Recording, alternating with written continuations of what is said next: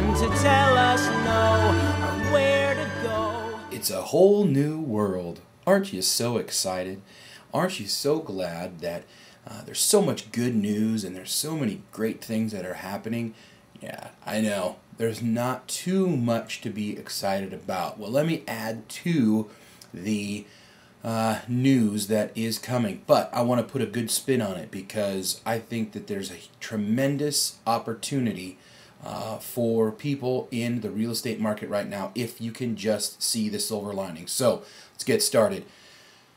Yesterday, Michael Barr, who's the Assistant Secretary to the financial institutions, testified before Congress and said basically what I've been saying for the last couple of weeks. There are millions of more foreclosures on the horizon, and there isn't really any way to stop them. The modification effort is not working.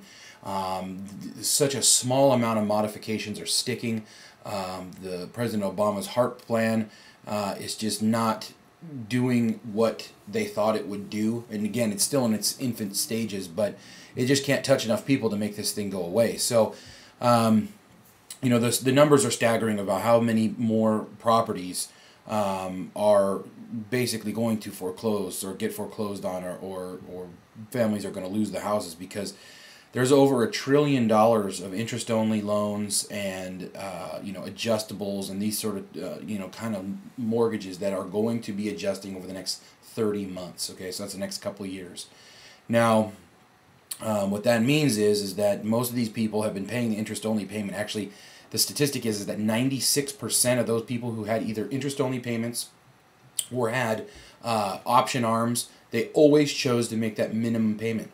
So there was never any principal reductions that were made on those payments with people who had interest-only or pay option arms, which we know property values have gone down dramatically. So that means that in most cases these guys are anywhere from 15 to 20% or more underwater in these homes. And I talked a little bit about yesterday that most people will be walking away from that transaction, giving themselves a couple of years to regroup and come back into the housing market. But also wanted to put another little spin on things.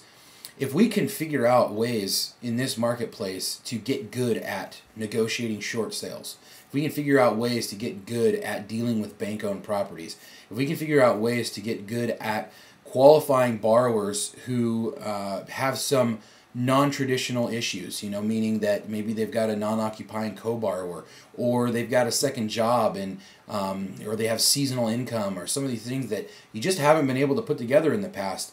If we can figure out ways to do that within the guidelines that are provided for the loans, I think you can have a tremendous, tremendous career over the next couple of years, because those people who are able to stick around in this industry and figure out ways to survive right now, the regulation is so strict as far as in my industry as a lender, with the new laws that have been passed. If somebody wants to become a lender who hasn't been previously in the industry, there's a 6-month waiting period to get in after the background checks, the fingerprinting, the continuing education, all of the things that you have to do now in order to stay compliant in this industry as far as lending is concerned. It's 6 months.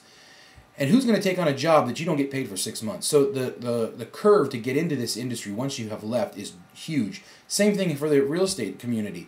If people learn how to operate in this current environment that we're in and make a living, it might not be the living that you were making before, but if you can survive on what you can make now, the sky is the limit when this thing turns around. And I know people that are closing 25 transactions a month right now.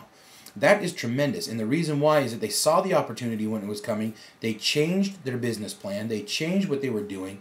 And they got into niches where they knew they could be successful even when things, turned downward. And you have to remember, too, that people are always buying and selling houses. They have to. It just can't stop. The whole thing just can't stop. Even if there's a lack of financing, even if property values are declining, there are always people that will be buying and selling homes. So don't forget that. I just wanted to, I know there's a lot of bad information coming out, and there's been some hurrahs the last few days about, oh, this is great, and these numbers are great, and, resale homes are up, numbers are up, and new construction, and the builder sentiment's up, and all these different things. Well, it's true, but there's an underlying issue here that no government program can ever change. first-time homebuyer program, cash for clunkers, loan modifications. None of that stuff is going to change anything. And for that matter, Timothy Geithner said in testimony 2 days ago that the government is now going to be pulling back from the help that it has been giving to the financial markets, and that means they're stopping the purchase or slowly drawing back the purchase of mortgage-backed bonds, and that is going to slow down the funding of the Fannie Freddie type loans, and it's not going to keep interest rates where they are as far as at lows where we've seen them if the Fed is not pumping money into the mortgage market. So once they stop buying those bonds, we're going to see rates increase. So you may see property values deflate even farther, because if the borrower cannot qualify with what current rates are, they are going to make lower offers. Property prices are going to adjust to where that median home price is affordable for the general population. So get ready, figure out something to do. And I am asking you to answer that poll question about the social networks. I mean, use the tools that you've got that are free for marketing yourself, getting your information out there. Ask me questions about how to do that. With Twitter and some of these others that you can use, you can tell people, hey, I've got a new listing. Hey, I'm going to an open house right now. Hey, I just showed this place. Hey, I just got an offer on this property. Hey, we just got an offer accepted. I've got a realtor who's on who follows me on Twitter, and everything that she's doing as far as her business is concerned, I know about it. And what that does is it lets me know that she's active in the industry and that she's doing something. And when you can do that with your friends, your family, your colleagues, your coworkers, even potential clients, they will understand that you are plugged into your business and that this is the job that you do. You aren't just some, weekend realtor or onesie twosie every 6 months person. This is an industry that you know and you love. So you can use those tools, and I can help you show you how to do that if you have questions about that. Also, again, just check out all those links in the links and docs section that are right below me over here. Just make sure you're getting in to check all those out, because the HR 2801, HVCC petition, the first-time homebuyer credit tax form, all the things I've talked about in previous weeks, they're still there.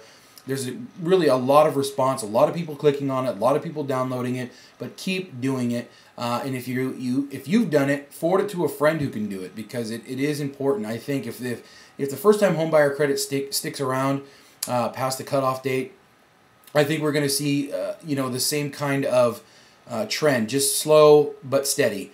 But you remove that, you're going to remove probably 50% of the home buying population that are incentivized by this credit, and that could hurt. So I think it's a good thing if we can keep it around.